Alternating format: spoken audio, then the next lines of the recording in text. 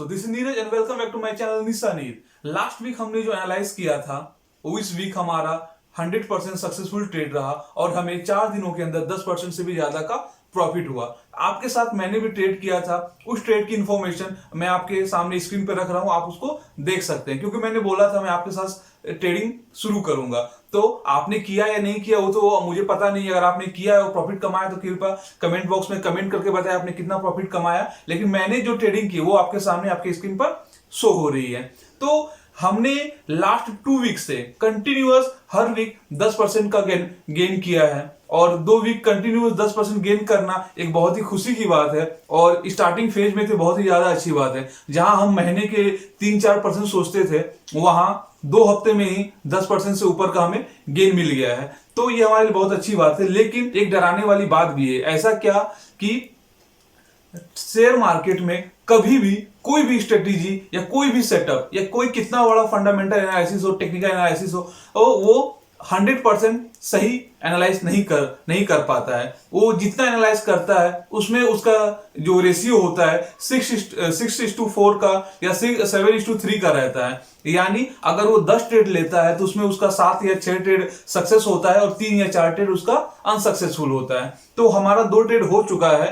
तो ये एक खतरे की घंटी है। शायद हो सके नेक्स्ट हमारा ये लॉस में भी हो सकता है या प्रॉफिट में भी हो सकता है। तो हमें इस चीज को ध्यान में नहीं रखना है कि हमने प्रीवियस में कितना परसेंट कमाया, क्या गेन किया। हमें बस जो हम इस बार एनालाइज करेंगे उसको फोकस करना है और बिल्कुल नए सिरे से, बिल्कुल एक फ्रेशर की तरह फिर से ये ट्रेड करना है। हमारे दिमाग में ये नहीं आनी चाहिए कि हमने 20% या 10% कमा लिया है तो हमें आगे भी गेन होगा, प्रॉफिट होगा। तो अगर आपको मेरा ये कंटेंट पसंद आ रहा है, मेरा ये चैनल पसंद आ रहा है तो मेरे चैनल को सब्सक्राइब करें और मैं इसी तरह बेनिफिशियल और प्रॉफिटेबल वीडियो आपके लिए लाता रहूंगा। तो मेरे वीडियो को शेयर करें, कमेंट करें, लाइक करें और जो भी अपना सुझाव है आप मुझे बेझिझक बताइए और कोई समस्या हो तो आप वो भी कमेंट बॉक्स में लिखे ताकि मैं उसको सॉर्ट आउट करता हूं। तो चलिए ज्यादा समय ना लेते हुए आज के एनालिसिस पे आते हैं और आज कुछ ट्रेड देखते हैं जो हम नेक्स्ट वीक में ले सकते हैं और फिर से प्रॉफिट कमा सकते हैं। तो आइए आते हैं अपने लैपटॉप के स्क्रीन पे। आते हैं हम अपने पहले स्टॉक पे। इस स्टॉक का नाम है कोल इंडिया। इस स्टॉक का नाम क्या है? कोल इंडिया।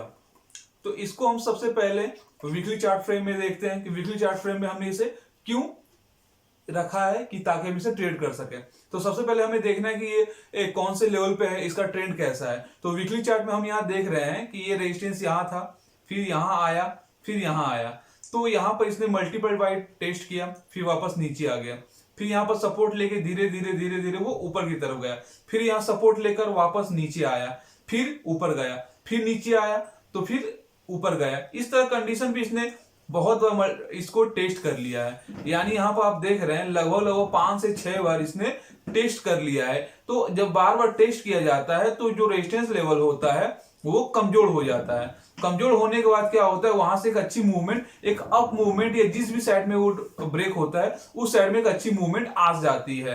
तो यहाँ पर हम देख रहे हैं कि फर्स्ट टाइम यहाँ पर अच्छा एक ब्रेकआउट देने का कोशिश किया लेकिन वो फेल हो गया। यहाँ पर भी इसने ट्राई किया लेकिन वो फेल हो गया। लेकिन इस टाइम पे एक बहुत ही अच्छा कैंडल बना है, बहुत ही बुलिश कैंडल बना है जो कि ऐसा लगता है कि वो आगे इस टाइप तक जो ये लाइन यहाँ खींची हुई है यहां तक जा सकता है। तो इसे हम ट्रेड कर सकते हैं। तो इसके ट्रेडिंग को जानने के लिए कि इसमें क्या एंट्री प्राइस क्या होगी, कितना टारगेट होगा, उसके लिए हम डेली चार्ट पे आते हैं। क्योंकि हमने वीकली चार्ट पे देख भी लिया कि यहाँ ट्रेंड अप ट्रेंड है और इसने ब्रेकआउट भी दिया है। अब डेली में देखते हैं डेली में क्या होता है। डेली में भी हमें अप ट्रेंड ढूंढना पड़ेगा। तो ये देखिए, अगर यहाँ पर आप देखेंगे तो सेम आपका वो कंडीशन, जो कंडीशन आपका वीकली चार्ट में था वो सेम कंडीशन यहाँ है। यहाँ पर देखिए एक रेजिस्टेंस लेवल को ब्रेक कर दिया, रेजिस्टेंस लेवल को ब्रेक कर दिया। अब यहां से चांसेस है कि इसको भी ब्रेक किया है, इस जो पॉइंट को है उसका यहाँ जो एक रेजिस्टेंस बनाया था इसको भी ब्रेक कर दिया, यानी दोनों रेजिस्टेंस को एक साथ ब्रेक कर दिया था, यानी और ये ऊपर जाने की तैयारी में है। तो वीकली और डेली दोनों चार्ट में इसने रेजिस्टेंस को ब्रेक किया है और ये अप ट्रेंड में है। तो और इसने ब्रेकआउट भी दिया है तो इसे हम आसानी से बाई कर सकते हैं। तो इसका बाई करने के लिए क्या करना, हमें निकालना पड़ेगा कि इसकी एंट्री प्राइस क्या है, टारगेट क्या है और एसएल क्या है। तो इसकी एंट्री प्राइस एनालिसिस के थ्रू ये पता चलती है कि इसकी एंट्री प्राइस होगी आपकी लगभग 208 से 210 के बीच में, 208 से 210 के बीच में। ये क्या प्राइस हो गई, एंट्री प्राइस। अब स्टॉप लॉस प्राइस क्या होगी, स्टॉप लॉस इसकी हो जाएगी आपकी 199 और टारगेट जो होगा आपका, टारगेट जो आपका होगा 233 होगा। अगर मैं क्लियर इसको लिख देता हूं तो अगर ये एंट्री 208 से 210 के बीच में, 208 से 210 के बीच में, एसएल जो होगा 199 होगा और टारगेट जो होगा, टारगेट इसका दो हो सकता है जो मेरे हिसाब से होना चाहिए, दोनों को ये अचीव कर सकता है। तो पहला टारगेट 233 है और दूसरा टारगेट 266 है। मार्केट जिस भी कंडीशन में रहे उसके हिसाब से आपको करना पड़ेगा। इसमें आपको एक स्ट्रेटेजी ये लगानी पड़ेगी कि जैसे बाई चांस आपके पास अगर 10,000 है तो फर्स्ट टाइम में आपको 7.5 के यूज करना पड़ेगा और सेकेंड टाइम में 2.5 के यूज करना पड़ेगा। अगर मार्केट प्राइस 28 से 20 अगर बाई चांस अगर यहाँ चार्ट में देखते हैं, यहां पर ये थोड़ी देर ऊपर गई फिर वापस नीचे आके फिर यहां से गई, तो यहां पर भी एक लेवल रहेगा जो आप इसको बाई कर सकते हैं। तो आप कुछ पैसे अपना 75% पैसा फर्स्ट टाइम यूज कीजिए। मंडे के दिन आप जब ट्रेडिंग करेंगे, मंडे के दिन आप इसका 7.5 के या आपके पास जो भी रहेगा उसका 75% आपको यूज करना है और जो 25% रहेगा, अगर मार्केट नीचे जाता है, जैसे मैंने बताया अगर मार्केट नीचे जाता है, अगर मार्केट यहां से नीचे जाता है और ऊपर फिर आएगा तो फिर इस जगह पे आपको बाई करना पड़ेगा। यानी आपका टारगेट, आपका एंट्री 208 से 210 के बीच में रहेगा, लेकिन जैसे वो यहां आएगा तो सेकेंड टाइम में जो आपका एंट्री रहेगा वो आपका 201 से 202 के बीच में रहेगा। ठीक है, तो आप इसको बाद में प्रीफर कीजिएगा, लेकिन फर्स्ट ट्रेड आपको क्या करना पड़ेगा, पहले एंट्री मंडे के दिन 208 से 210 के बीच में करनी पड़ेगी, उसके बाद इसका एसएल 199 के पास रखना पड़ेगा और जो फर्स्ट टारगेट है वो 233 रुपए का करना पड़ेगा। यानी अगर आप देखें 208 से 210 के बीच में आप शेयर खरीद रहे हैं, एंट्री ले रहे हैं और आपका एसएल जो है 199 के आसपास है, तो टोटल अगर आपका लॉस भी होता है तो लॉस कितना का होगा, लगभग 11 टू 12 रुपीज, लगभग 11 से 12 रुपीज का होगा। और प्रॉफिट अगर होता है तो फर्स्ट प्रॉफिट में आपका, अगर जो फर्स्ट टारगेट अगर अचीव करता है तो वो आपका लगभग 23 होगा, यानी इसका सीधा डबल। यानी अगर आपने 5% का लॉस किया तो आपका 10% का प्रॉफिट होगा। इस तरह से क्या करते हैं हम लोग, लॉस को मैनेज करते हैं, मिनिमाइज करते हैं। तो ये आपका फर्स्ट टारगेट होना चाहिए कि हमें 5% लॉस में निकाल देना है शेयर, और जैसे 10% होगा हमें शेयर को बाई शेयर को सेल कर देना होगा। तो ये आपका फर्स्ट हुआ।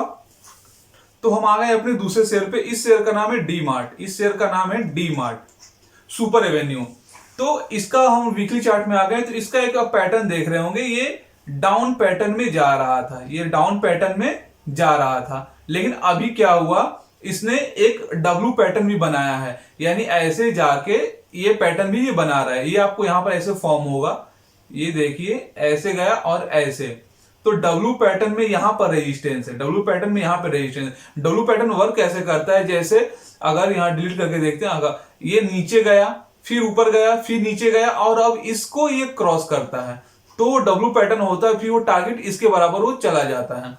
तो इसमें भी सेम वही आप देख रहे हैं, ये नीचे गया, ये थोड़ा सा पुल बैक लिया, फिर नीचे गया फिर ऊपर गया, अब इसने इस रेजिस्टेंस को क्रॉस कर दिया। यहां पर आपको डब्ल्यू पैटर्न बनते दिख रहा है, यानी वीकली चार्ट में आपको रेजिस्टेंस भी ब्रेकआउट होता दिख गया, एक पैटर्न भी बन रहा है डब्ल्यू पैटर्न जिसको बोलते हैं, और जो ट्रेंड आपका है वो अप की तरफ जा रहा है। यानी वीकली में हमें तीनों चीज मिल गई कि रेजिस्टेंस भी ब्रेकआउट कर दिया, पैटर्न भी डब्ल्यू पैटर्न बन रहा है और ये ट्रेंड भी क्या है, अप है। तो हम लोग इसको बाई कंसीडर कर सकते हैं। तो अब हम लोग डेली चार्ट पे आते हैं और देखते हैं कि एंट्री हम कहां ले सकते हैं। अब हम ये डेली चार्ट में भी आ गए, तो इसमें आप देखिएगा तो इधर भी एक सपोर्ट एंड रेजिस्टेंस बहुत अच्छे से वर्क कर रहा है। ये यहां पर सपोर्ट हुआ करता था जो कि अब रेजिस्टेंस हो गया। जैसे यहां पर आप देखेंगे ये पोर्शन ऊपर गया फिर नीचे आया, फिर ऊपर गया फिर नीचे आया, फिर ऊपर गया फिर नीचे आया, तो ये क्या था, सपोर्ट था। ये थोड़ी देर के लिए क्या था, सपोर्ट था। उसके बाद इसने सपोर्ट को ब्रेक किया। क्यों ब्रेक किया, यहां पर first time, second time, third time, fourth time, fifth time, यानी 5 टाइम्स इसने इसको रेजिस्टेंस को सपोर्ट को टच किया, जिससे ये सपोर्ट कमजोर हो गया और वो वापस नीचे चला गया।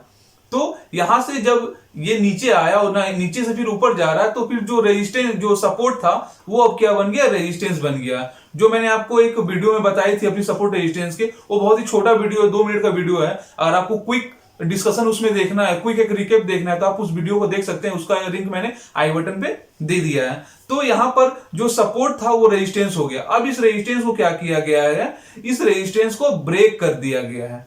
यहां पर भी रेजिस्टेंस को ब्रेक कर दिया गया और बहुत अच्छे कैंडल से ब्रेक किया गया है। और फिर से वही मार्केट अभी अप ट्रेंड में जा रही है, तो हमारे शेयर्स को भी अप ट्रेंड में जाने की संभावना ज्यादा है। तो इसीलिए हम इसको बाई यहां पर कर सकते हैं, क्योंकि हमें यहां दिख रहा है कि डेली वीकली में भी इसने ब्रेकआउट दिया है और डेली में भी ब्रेकआउट दिया है, और इसके पास अभी बहुत सारा स्पेस है आगे बढ़ने के लिए।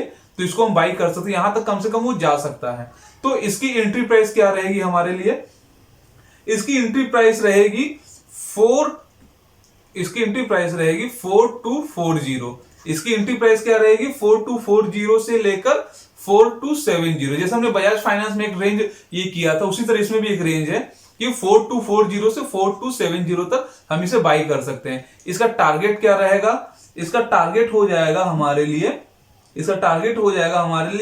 4700। एक सेकंड टारगेट 5000 तक भी जा सकता है, लेकिन आप पहले 4700 को ही रिस्पेक्ट करेंगे। तो पहले हमारा एंट्री ये हो गया 4240 से 4270 तक, और टारगेट हम 4700 तक कर सकते हैं। अब सबसे बड़ी बात है एसएल हमारा क्या रहेगा, एसएल हमारा रहेगा 3900। यानी अगर हम देखें, अगर हमारा लॉस भी होता है तो हमारा लॉस कितना हो जाएगा, अगर इसको ये माइनस करें तो 340, यानी 350 के आसपास रहेगा। और अगर प्रॉफिट भी होता है तो हमारा कितना हो जाएगा, प्रॉफिट लगभग 400 हो जाएगा, 400 ये हो जाएगा। मैंने इस शेयर को इसलिए सेकंड में रखा क्योंकि इसमें जो एसएल जो लॉस और प्रॉफिट का रेशियो है वो ज्यादा कम नहीं, यहां पर मतलब 1:1 ही है। अगर मान के चलते हैं जितना लॉस होगा उतना प्रॉफिट भी होगा, इसीलिए आप इसको सेकंड प्रेफरेंस डालें।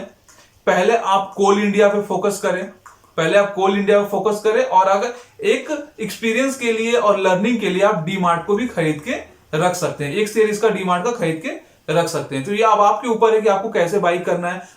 मैं आपको एक डिस्क्लेमर देना चाहता हूं कि मैं कोई फाइनेंशियल एडवाइजर नहीं हूं, और आप मेरे बोले हुए पे आप ट्रेड ना करें। पहले खुद से आप रिसर्च कर लीजिए और देख लीजिए, और पूरी जिम्मेदारी खुद पे लेके ये ट्रेड कीजिए। क्योंकि मेरा जो पर्पस था वो आपको एजुकेट करना है, आपको फाइनेंशियल एजुकेशन देना है, शेयर मार्केट के बारे में बताना है। लेकिन मेरा कतई ये नहीं विचार है कि मैं आपको ऐसे टिप्स देके पैसे बनाने की एक मतलब स्कीम के अंदर डाल दूं। एक आप खुद से कर सकते हैं, मैंने बस लर्निंग पर्पज के लिए किया है। और अगर आप मेरी बात को मान के करना चाहते हैं तो आप पहले पेपर ट्रेडिंग शुरू कीजिए, उसमें देखिए आपको बेनिफिट होता है या नहीं होता। अगर उसमें बेनिफिट होता है तो मैं जो सेटअप या जो स्ट्रेटेजी बताता हूं उसको फॉलो करके खुद से एनालाइज करके आप शेयर खरीद सकते हैं। इसके अलावा ये 2 शेयर को तो मैंने ट्रेड करने के लिए बोला, एक और शेयर है HDFC।